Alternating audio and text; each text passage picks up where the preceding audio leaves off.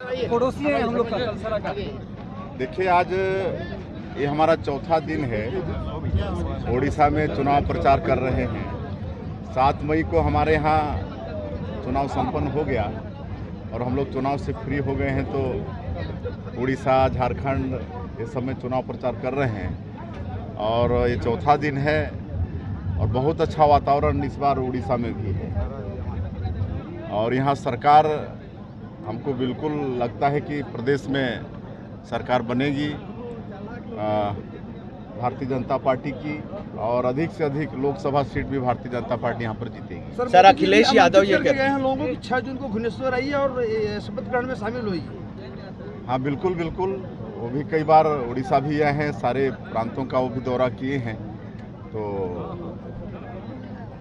इस बार निश्चित रूप से सरकार बन रही है। सर, अखिलेश यादव ये कह रहे हैं कि देश में भाजपा को पता है कि सिर्फ 143 सीट ही आ रही है भाजपा। वो लोग अपने अपनी पार्टी का, अपने अपने घर की चिंता करें, भारतीय जनता पार्टी की चिंता नहीं करें तो अच्छा है। सर, मल्लिकार्जुन खड़गे भी ये कह रहे हैं कि भाजपा जो है अक्सर जो है हिंदू मुस्लिम की मटन मछली के नाम पर ही राजनीति करते हैं, उनको विकास के बारे में बातचीत करना चाहिए।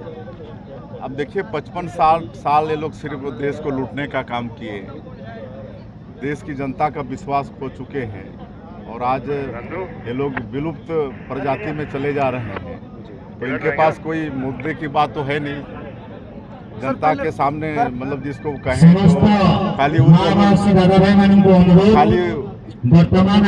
उठपटांग बातें करते हैं। इनको हार स्पष्ट दिख रही है, इसलिए बौखलाए हुए। सर, भारत के संविधान को भी नष्ट करना चाहती है भाजपा, ऐसा कहना है राहुल गांधी का।